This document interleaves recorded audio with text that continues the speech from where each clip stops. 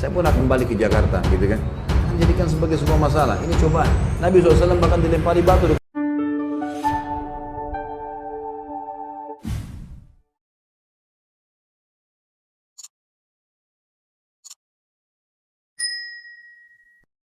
Saya pas tiba di sana, saya bilang sama panitia, Ustadz gimana ceramah? Ceramah. Kenapa nggak ceramah? Tidak ada sesuatu yang kita sembunyi. Saya bukan orang PKI yang perlu ditakuti, ya? Atau saya mengajak orang untuk kafir. Ya? Kita mengajak kalau Allah, kalau Rasul. Ceramah saya semua hampir 600 judul ada di YouTube, bisa ditonton sama semua orang, bisa dinilai. Semua rujukan kita, kajian kitab Minhajul Muslim, kajian Riyadhus Shalihin, kajian tentang Nawaqidul Iman, buku-bukunya ada semua. Referensinya jelas. Dan saya sangat terbuka, kalau ada sesuatu yang salah nasihati, silahkan. Alhamdulillah, jazakallah khair, kau nasihatin, gitu kan. Tapi rupanya tidak tahu surat itu dari mana, tidak ada kop suratnya, tiba-tiba main mengancam. Ini semua hal yang sama sekali jauh dari adab kaum muslimin, ya. Di Indonesia, teman-teman yang tanda tangan di situ mengatasnamakan, gitu kan, mengatasnamakan lembaga-lembaga mereka. Masa kalau Natal jaga gereja, ha? Masa pemimpin non-muslim didukung? Masa pabrik sendal yang tulis lafzul jalalah mau ditutup kemudian mereka bela? Syiah buat acara dibela, ya. Ahmadiyah dan seterusnya aliran sesat banyak. Ahli sunnah wal jamaah ditahan. Dan apa haknya secara hukum pemerintahan, apa haknya gitu? Tidak ada hak syar'i. Kalau yang tahan mungkin aparat pemerintah resmi, militer pemerintah mungkin. Ini enggak sama sekali. Dari mana ini? Gitu kan? Tapi saya lihat subhanallah pada saat itu sudah terlalu banyak, ya. Itu kemarin masa yang datang untuk hadir taklim saja kalau dihitung-hitung bisa 10.000 kali lebih, ya. Ada yang sudah nginap berapa hari dari Palangkaraya, dari mana-mana segala macam. Kemudian juga ada yang sudah nginap sampai 2 hari di situ.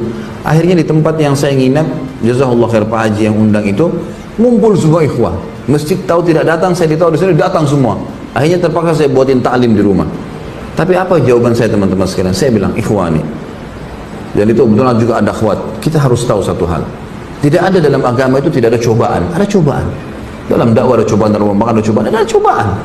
Kita anggap ini ada saudara-saudara kita muslim yang tidak ngerti apa-apa tentang keadaan, belum kenal saya, belum tahu, main langsung vonis, apalagi ditulis Khalid Basalamah pemecah umat ini. Apa yang pemecah umat? Apa yang saya pecahin? Hah? Kalau saya disuruh pecahin telurnya, mungkin iya saya pecahin telurnya supaya makan gitu. Nah, apa yang dipecahin gitu? Ya. Jadi akhirnya ditulislah hal-hal yang tidak benar. Saya bilang jangan balas kebodohan dengan kebodohan. Ingat, saya minta antum dengan tenang, ribuan orang pulang, jangan buat keributan, jangan balas kebodohan dengan kebodohan. Sudah selesai, nggak masalah. Saya pun akan balik ke Jakarta, gitu kan. Jangan jadikan sebagai sebuah masalah. Ini cobaan. Nabi SAW bahkan dilempari batu di kota Taif. Gitu. Sabar beliau berdakwah, sudahlah. Ya, tidak ada sesuatu yang perlu kita khawatirkan. Jangan balas keterburukan akhlak kecuali dengan kebijaksanaan. Harus begitu, kedewasaan. Udah selesai. Alhamdulillah saya dari kecil sudah terbiasa memimpin lembaga. Artinya sudah biasa dari kecil, dari SD dipilih jadi pemimpin ketua kelas, jadi begini sampai saya ngajar di kampus di Makassar jadi wakil rektor, kemudian saya jadi ketua yayasan berapa kali. Udah biasa mimpin dan saya udah biasa hadapin banyak karakter jemaah di pengajian dan seterusnya. Gak perlu kita balas dengan emosi. Saya gak perlu bilang itu serang sekalian, ribut. Alhamdulillah. Dan saya tetap berdoa kepada Allah, mudah-mudahan teman-teman diberikan hidayah. Siapa tahu malah dengan dengar ceramah insya Allah malah lebih baik, gitu kan. Tapi ini tidak boleh terjadi. Apalagi di kalangan ahli sunnah wal jamaah, gak boleh sama sekali terjadi. Saya juga warga negara Indonesia, sampai salah satu pengacara sana bilang, Ustaz, ini kalau antum yang sedang diserang, antum warga negara Indonesia, bisa menyampaikan apa saja, sebagaimana pemabuk bisa ngomong apa saja di jalanan. Gak ada urusannya. Kalau materinya silakan disimak, kalau ada masalah baru disampaikan. Itu pun ada jalur hukumnya. Ada jalur hukum bisa disampaikan. Baru kemudian ini kalau tiba-tiba mau mengancam saja surat, dilempar begitu saja tanpa ada kejelasan. Sekarang malah dibumbu-bumbuin tuh, karena dianggap tidak berhasil dibumbuin tuh. Oh, sampai gubernur nolak, sampai segala macam hal. Ini tidak benar semuanya. Saya ketemu dengan salah satu saudara kita, pimpinan Angkatan Darat sana yang datang ke pengajian. Kebetulan 16 tahun beliau di Makassar. Kemudian beliau datang pengajian, saya sering tapi akbar di Makassar, beliau bilang, loh saya kumpul sama gubernur malam hari itu. Tidak ada perkataan masalah larang ceramah antum. Ini cuma dibuat-buat, dibesar-besarin. Katanya di mik-mik masjid disampaikan, di mana mik masjid ini? Ini terlalu dibesar-besarin, Allahu a'lam. Saya juga hadir di masjid. Sempat di Masjid Muhammad Hasanuddin memang disampaikan kalau ceramah Ustaz Khalid ini tidak diminta disampaikan gitu kan. Tapi waktu saya tanya orang-orang, betul nggak gubernur bilang? Enggak benar. Itu dari pendapatnya dia pribadi menyampaikan gitu kan. Dan ternyata bersama dengan teman-teman ini kan gitu. Tapi nggak masalah. Ini Allah Subhanahu Wa Taala akan memenangkan agamanya kan kan. Yang jelas tidak ada sembunyi. Alhamdulillah sampai jadwal ceramah saya di Jakarta ada alamatnya. Ada kontak personnya, nggak ada yang saya sembunyikan. Ceramah semua diupload di YouTube. Antum rekam nih bebas, nggak ada yang larang. Ada yang salah, akhi nasihatin saudara muslim, ya.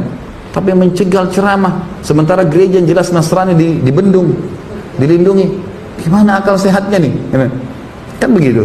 Tapi ini semua adalah emosi sebelaka yang tidak ada hasilnya sama sekali. Dan ini berbahaya teman-teman sekalian. Terlepas daripada saya, saudara muslim yang disakiti atau dihina atau sampai apa, ini berbahaya pada hari kiamat. Bagaimana kalau ketemu hari kiamat nih? Hah? Rebut-rebutan pahala. Saya sih terima transfer, gitu kan? Iya. Kalau antum gimana? Tidak ngerti, tidak kenal, kan gitu masalah. Kecuali sempat minta maaf, silakan. Dan ingat dalam Islam, kalau kita memaafkan saudara muslim kita yang sedang berbuat salah, kita dapat pahala. Tapi dia belum lepas dari hukuman sampai dia minta maaf. Garis bawah itu ya. Makanya dalam Islam kalau ada yang ghibah, ada yang fitnah kita maafin, itu sudah pahala buat kita. Itu perintah agama. Tapi selama dia tidak minta maaf, dia tidak lepas dari hukuman.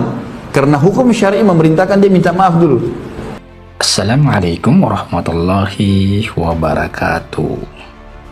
Nama Ustadz Khalid Basalamah beberapa hari terakhir ini kembali ramai dibicarakan oleh warganet. Ini terkait dengan ceramah beliau yang dijadwalkan akan dilaksanakan atau beliau bakal mengisi ceramah di Masjid Raya Al-Jabar, Kota Bandung, Jawa Barat. Dan itu kemudian ada penolakan yang disampaikan oleh anggota Banser Afif Fuad Saidi yang ramai ya diperbincangkan, di mana anggota Banser ini menolak Ustadz Khalid Basalamah ceramah di Masjid Raya Al-Jabar. Dan pernyataan penolakan yang disampaikan oleh Afif Fuad, anggota dari GP Ansor ini kemudian ramai ya dibicarakan di jagat media sosial. Bahkan kemarin sudah ada pernyataan juga dari Gubernur Ridwan Kamil menanggapi soal polemik penolakan terhadap ceramah Ustadz Khalid Basalamah di Masjid Raya Al-Jabar, Kota Bandung, Jawa Barat itu. Dan memang kalau kita mengamati ataupun mengikuti dakwah yang dilakukan oleh Ustadz Khalid Basalamah ini, ada beberapa kesempatan sebelumnya juga pernah ditolak, seperti saat beliau dijadwalkan akan berceramah di Palu beberapa waktu lalu. Beliau juga ditolak atau mendapat penolakan dari beberapa pihak atau kelompok tertentu yang tidak sependapat dengan ceramah-ceramah yang sering disampaikan oleh Ustadz Khalid Basalamah. Dan seperti yang kita lihat di video tadi, bahwa beliau menyampaikan secara gamblang terkait dengan tanggapan beliau atas aksi penolakan yang sering dilakukan oleh kelompok tertentu terhadap ceramah beliau. Dan beliau sudah menegaskan soal penolakan yang dilakukan oleh kelompok tertentu tersebut. Dan kalau kita ikuti ya di media sosial ini, banyak sekali justru terjadi pro dan kontra ya terkait dengan penolakan terhadap ceramah dari Ustadz Khalid Basalamah ini. Banyak pihak yang justru menyayangkan aksi penolakan ataupun protes dari GP Ansor ini, dimana memang kita lihat ya GP Ansor ini sering melakukan pembubaran terhadap pengajian-pengajian yang diisi oleh ustadz-ustadz yang dianggap berseberangan ataupun yang tidak sepemikiran dan sepemahaman mereka. Dan itu sudah terjadi berulang kali, seperti penolakan terhadap Ustadz Hanan Attaqi beberapa waktu lalu. Tapi yang membuat publik jadi heran ya, ini aneh dengan yang sering dilakukan oleh Gapa Ansor ini. Mereka sering membubarkan pengajian yang diisi oleh ustadz-ustadz yang dianggap berseberangan dengan yang dipahami oleh mereka atau berbeda pemahaman, yang itu kemudian membuat mereka sering membubarkan ataupun menolak pengajian yang diisi ataupun dilaksanakan oleh ustadz-ustadz yang berseberangan, berbeda pemahaman dengan mereka. Tapi anehnya justru kalau kita lihat ya, sering video-video, potongan-potongan video yang berseliweran di media sosial, itu justru Gapa Ansor sering mengadakan pengajian yang disusupi dengan kegiatan-kegiatan yang membuat banyak yang beranggapan miringnya.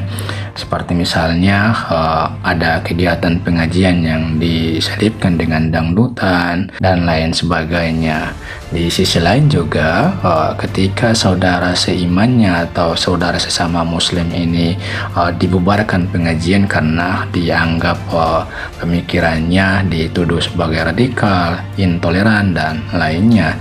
Namun di sisi lain mereka justru begitu bersemangat ya ketika dengan yang tidak seakidah dengan mereka. Misalkan mereka sering menjaga gereja, mereka sering mengamankan Natal dan lain sebagainya. Itu yang banyak kemudian disayangkan oleh warga ya, atau oleh masyarakat, terutama warganet. Ya demikian, semoga memberikan pencerahan. Amin. Wallahu a'lam. Assalamualaikum warahmatullahi wabarakatuh.